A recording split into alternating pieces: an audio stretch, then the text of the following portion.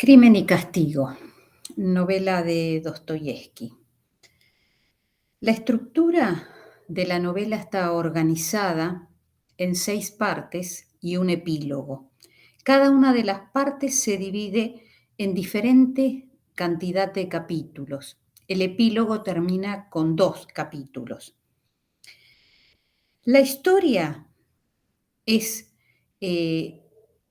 la que protagoniza Raskolnikov en torno a un crimen y las reacciones que este crimen provoca en él después de cometer un doble asesinato.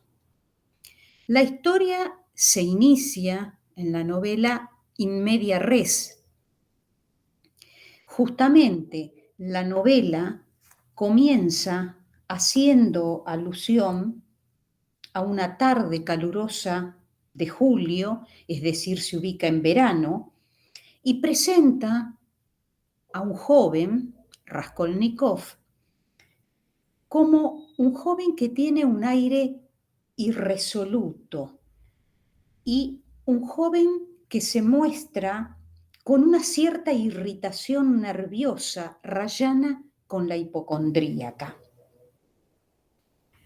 Al mismo tiempo, plantea el aislamiento y el encierro. No quiere encontrarse con nadie, sobre todo escapa a la dueña de la pensión donde él habita, una pensión que está en un edificio de 5 pisos y en el cuarto es donde vive la dueña de la pensión que alquila Raskolnikov.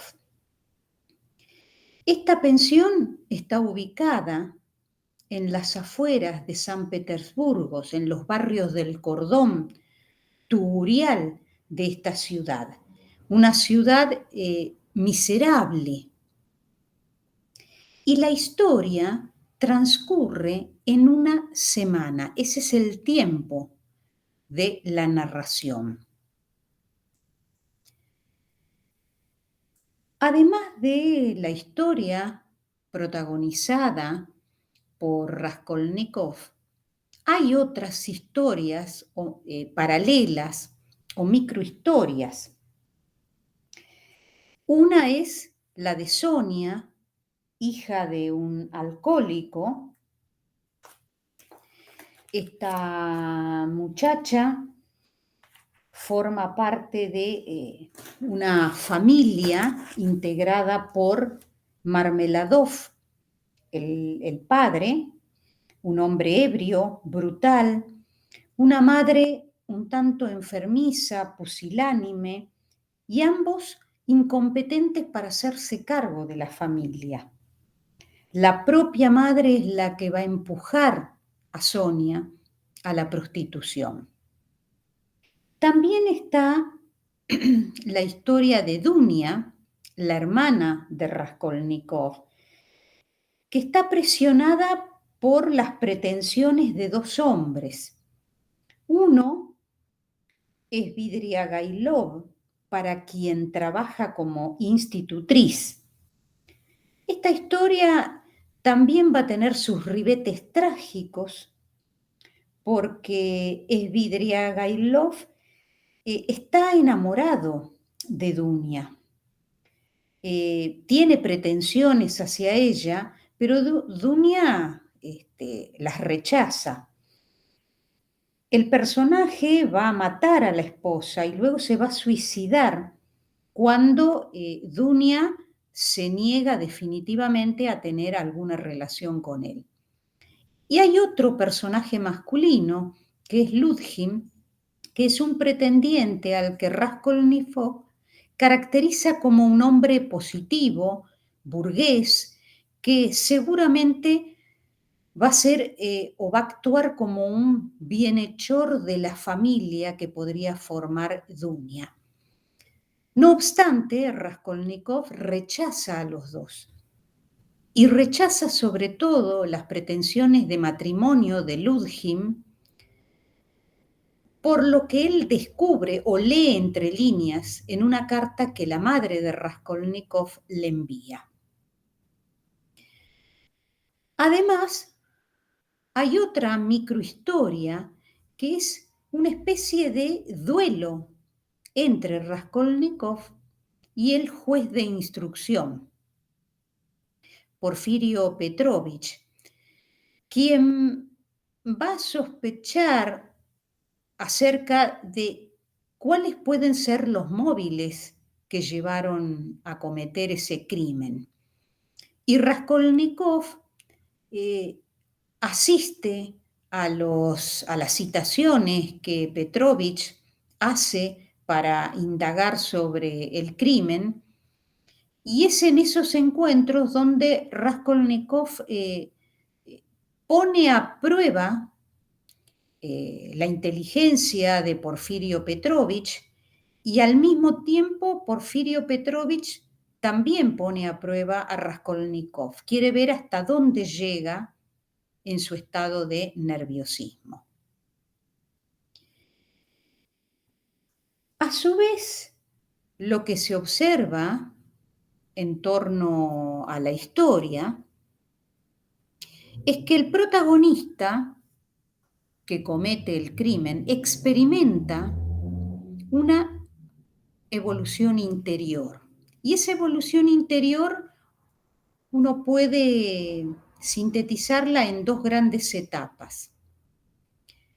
La primera etapa tiene que ver con la evolución en la meditación de Raskolnikov acerca de cometer el crimen, es decir, planear ese crimen y al mismo tiempo encontrar las justificaciones de por qué llevar adelante ese acto. Y la segunda etapa tiene que ver con el castigo, el examen de conciencia del protagonista y finalmente la resurrección o la redención, donde el protagonista inicia una nueva vida. Para ejecutar el crimen hay toda una evolución interior por parte del protagonista. Hay un móvil social que lleva al protagonista a idear y a pensar en este crimen. Tiene que ver con su propia condición de existencia, su propia situación de pobreza, de soledad, de miseria, de desgracias, y al mismo tiempo el orgullo del protagonista. Otro hecho que empuja a Raskolnikov a cometer el crimen es el descubrimiento que él hace a partir de una carta que le envía a su madre, de las intenciones que tiene la madre. La madre empuja a Dunia a contraer un matrimonio por conveniencia con Ludgim, porque Ludgim es un personaje que se muestra como un hombre, digamos, positivo, adinerado, que asedia a Dunia, que sabe cuál es la condición de Dunia, y le va a ofrecer matrimonio. Pero lo que descubre Raskolnikov es que detrás de ese matrimonio anunciado por su madre en esa carta, lo que se esconde en realidad es una especie de inmolación, de sacrificio que Dunia va a hacer para ayudar a su hermano, para que culmine los estudios y a su vez para garantizarle el día de mañana un puesto dentro de la burocracia rusa. Y esta situación humilla a Raskolnikov. Él mismo va a señalar que la madre vende a su propia hija por su hermano.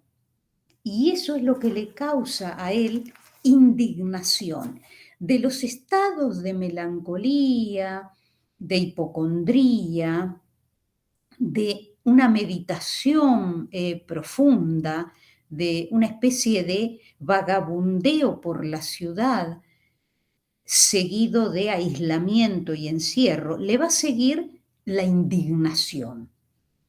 Esa indignación, al descubrir cómo su hermana se vende porque se lo pide la madre y lo hace por su hermano, y entonces siente que no tiene lugar a dónde ir. Y esta idea de no tener un lugar a dónde ir la comparte con Marmeladov. Raskolnikov en algún momento en esos recorridos por las tabernas se va a encontrar con Marmeladov, que es el padre de Sonia. E incluso ahí se va a identificar él con este alcohólico porque le va a dar la razón. Marmeladov en algún momento le dice no tener ya a dónde ir. Interiormente, el protagonista se siente confundido, sofocado e indignado y se propone destruir ese matrimonio. Incluso en algún momento se va a plantear la resignación que siente él hacia la vida, es decir, renuncia o quiere renunciar a la vida. Esto se le va a presentar primero como un sueño y luego ya va a ir tomando una forma espantosa. Pero algo se va a producir allí, que es el encuentro con Sonia. A partir de ese encuentro, donde él tiene un gesto que luego él mismo va a rechazar, porque le entrega dinero, pero él mismo se recrimina, porque no se siente realmente un bienhechor. Toma este acto como un engaño hacia sí mismo, porque para él, el hombre entrega el dinero y con eso se consuela. Dar dinero y como que el asunto se cierra en lugar de cambiar la situación de Sonia. Justamente él mismo, después del encuentro con Sonia, va a reflexionar sobre la época en la que a él le toca vivir, la época del tanto por ciento. Y ahí es cuando él ingresa en una atmósfera de oscuridad, de confusión. Los sueños van a ir cobrando cada vez más relieve y se van pareciendo cada vez más a la realidad. Tiene un sueño con su padre, entonces él se remonta a la niñez y luego va a soñar con la muerte de un caballo, y la muerte del caballo en el sueño es una premonición, un anuncio de lo que va a venir, del crimen que él va a cometer, el de la usurera. Toda este paso gradual, este movimiento gradual de su vida interior, lo va llevando a justificar el crimen, es decir, justifica el crimen a través de un móvil social.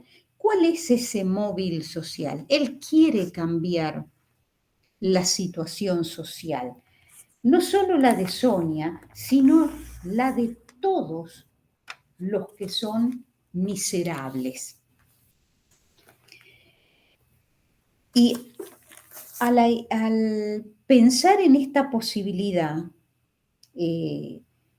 cambiar el estado de cosas, cambiar el injusto desequilibrio social, va a focalizar en un personaje que va a representar la injusticia misma. Y ese personaje es Alena, que es justamente la dueña de la pensión, pero que además se dedica a prestar dinero y luego cobra altos intereses. Raskolnikov va a encontrar en este personaje a una usurera que lleva una vida parasitaria y en ella va a focalizar justamente la idea del crimen.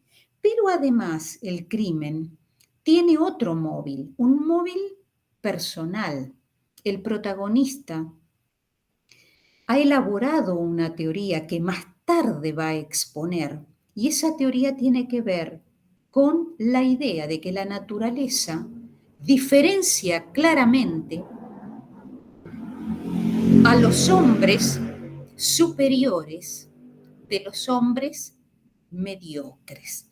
Y justamente él, con este acto del crimen, quiere probarse, lo lleva adelante para convencerse de que él pertenece a esa casta de hombres especiales a los que les está permitido transgredir las leyes impuestas por la sociedad y el hábito. De manera que hay acá, en esta primera etapa de evolución gradual del interior del personaje, un móvil social, humanitario, pero también una justificación racional a través de esa teoría que él justamente ha creado en uno de sus trabajos. Luego viene la segunda etapa, que es la de castigo y redención, donde hay todo un proceso psicológico. Allí es cuando comienza el drama, el examen de conciencia, porque él en su cuarto, encerrado, va a analizar los hechos. Primero intenta justamente ocultar el arma con la que ha llevado a cabo ese crimen. Al mismo tiempo experimenta por momentos que la razón lo ha abandonado, tiene una primera citación con la policía y experimenta tal estado de terror que se desvanece. El castigo en la novela comienza a partir de la segunda parte, es decir, toda la primera parte con los 7 capítulos es toda la preparación, la evolución en el plan del crimen y la ejecución del crimen. La segunda parte se inicia justamente con el castigo, el examen de conciencia.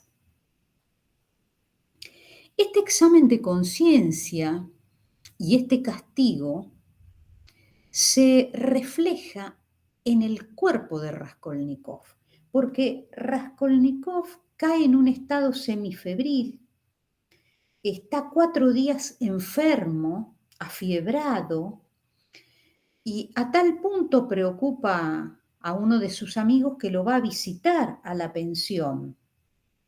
Y el protagonista siente nuevamente desazón y terror porque no está seguro de que él en ese estado febril no haya confesado el crimen a su amigo. Comienza la duda en él sobre qué pudo haber dicho él en ese estado de delirio a su amigo. Al mismo tiempo, en esta segunda parte y en esas reiteradas citaciones que tiene en la policía y con el juez de instrucción, comienza una especie de duelo con Porfirio Petrovich. Ambos se miran y se observan detenidamente, pero cuando las miradas se encuentran se rehuyen uno a otro. En algún momento Raskolnikov tiene la impresión de que en cualquier momento va a ser apresado por Porfirio Petrovich. Él intuye que el juez de instrucción ya sabe que él cometió el crimen. No obstante, no quiere confesar. Quiere ver hasta dónde es capaz de llegar la lógica de este juez de instrucción. Y al mismo tiempo, Porfirio Petrovich también quiere lograr que Raskolnikov confiese el crimen. De manera que mantienen una fluida reflexión y deliberación acerca de las pruebas o las pocas pruebas que tiene Porfirio, pero sí el conocimiento que tiene Porfirio acerca de las razones ideológicas que motivaron este crimen. De más está decir que el protagonista en ese examen de conciencia siente que él en realidad no ha logrado lo que se proponía. En primer lugar, porque hay algo que lo descolocó, y es que la dueña de la pensión no estaba sola.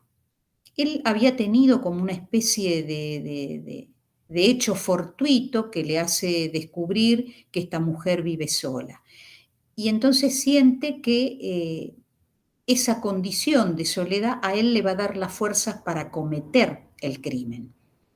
Lo que no había imaginado que esta mujer tiene una hermana y que esa hermana justo estaba en la casa cuando Raskolnikov se propone llevar adelante el asesinato. Ante la presencia de la hermana, él mata primero a la dueña de la pensión y luego asesina a esta mujer. De manera que en un principio el plan no sale como él lo había pensado. Hay un primer fracaso porque él quería matar a una sola mujer y mata a dos. Y luego hay toda una serie de replanteos también porque descubre que con el crimen de esta mujer y el robo, porque la mata para robarle las joyas, y él pretende, con la venta de esas joyas o con el dinero que le ha sacado a esta mujer, de algún modo satisfacer sus propias necesidades y la de Sonia, y de algún modo equilibrar un poco esta desigualdad social. Sin embargo, observa que nada ha cambiado. Ni él puede resolver sus propias necesidades, tampoco se resuelve la situación de su hermana y tampoco puede resolver la situación de Sonia. Y ahí comienza esa especie de tortura que siente su conciencia. En realidad él siente que ha cometido un error, porque su conciencia es la que le va a recriminar, pero le recrimina el error, no el asesinato en sí. Además, él se identifica con Sonia, porque Sonia se prostituye para salvar a su familia y ella también siente que, digamos, él siente que Sonia también comete un error, por eso se identifica con ella, son como dos almas gemelas. Sonia es una paria de la sociedad, hija de un alcohólico, carga con toda la familia, entonces siente Raskolnikov que hay una identificación. Ambos son movidos por el amor. Raskolnikov por el amor a su hermana, a los pobres, salvar al mundo de personajes parasitarios como Alena, y Sonia por amor a su familia. Ambos se sienten desgraciados, ambos están sumidos en la miseria.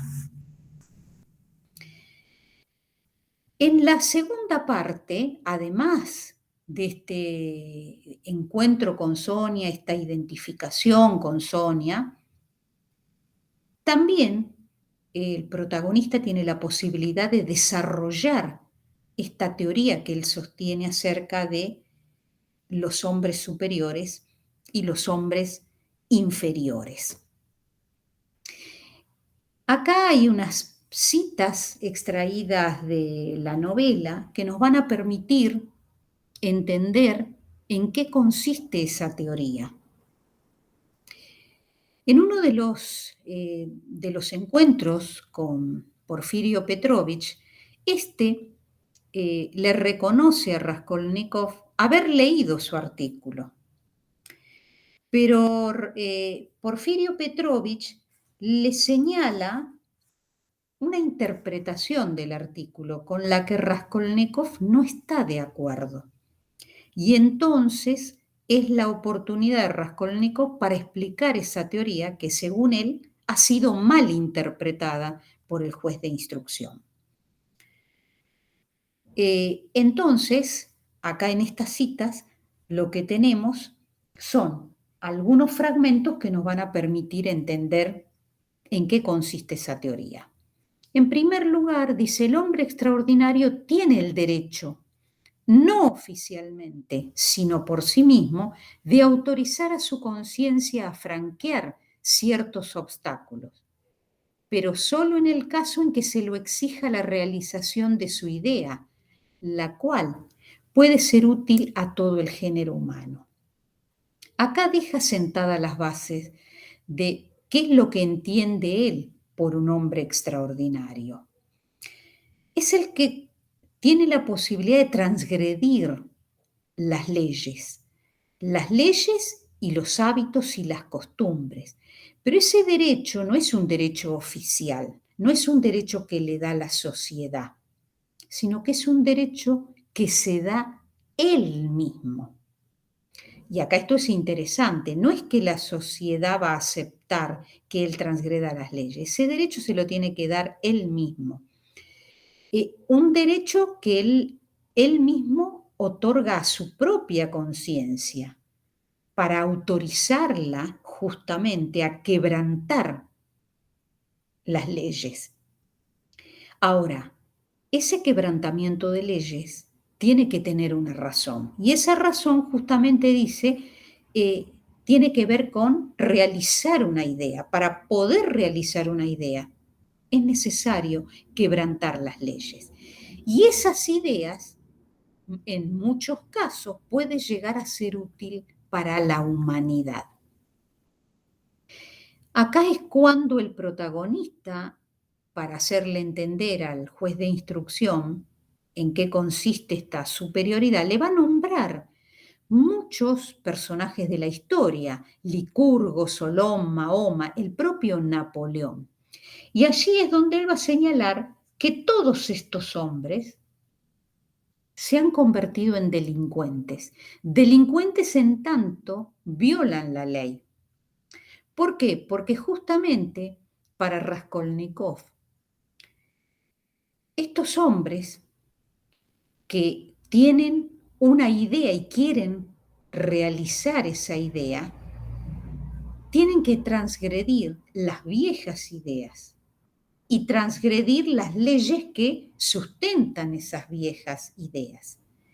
Y en algunos casos, para poder realizar su idea, tienen que verter sangre, es decir, convertirse en sanguinario, tienen que aniquilar a aquellos que se oponen. Más adelante, en otro fragmento, va a decir, la naturaleza divide a los hombres en dos categorías. La de los hombres ordinarios, cuya sola misión es la de reproducir seres semejantes a sí mismos. La otra, superior, que comprende los hombres que poseen el don o el talento de hacer oír una palabra nueva. Y acá tenemos un poco la explicación. Todos estos personajes de la historia han tenido la necesidad de hacer oír una palabra nueva.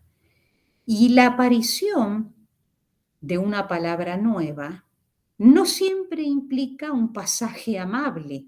No se puede en todas las situaciones pasar de un estado de cosas a otro de manera amable. Hay que romper, transgredir, y a veces esa transgresión conlleva también matar, derramar sangre. Estos personajes han tenido que derramar sangre para poder realizar esas ideas.